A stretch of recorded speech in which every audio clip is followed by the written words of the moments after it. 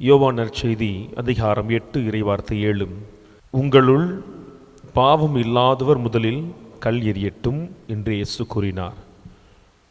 அன்பர்களே, பெண்ணை தண்டிக்க வேண்டாம் என இயேசு சொல்லவில்லை. தண்டிப்பதற்கு உங்களுள் யாருக்கு தகுதி இருக்கிறதோ நீங்கள் முதலில் தண்டியுங்கள் என சொன்னார்.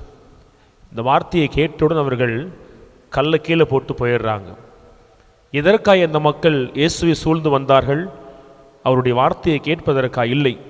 சூழ்ச்சியோடு இயேசுவை சிக்க வைக்க வேண்டும் என சொல்லி வந்தவர்கள் கூட மனசாட்சியோடு தங்களுடைய பாவத்தை உணர்ந்து இன்னொரு பெண்ணை பாவி என கல்லெறியாமல் கலைந்து சென்றார்கள். ஆனால் நாம் சூழ்ச்சியோடா இயேசுவை அணுகி வருகிறோம்? இல்லை. ஆனால் எத்தனை முறை நம் மனசாட்சியை கொன்றவர்களாய் நாம் பிறர் மீது கல் எறிந்து கொண்டிருக்கிறோம், சொல் எறிந்து கொண்டிருக்கிறோம்.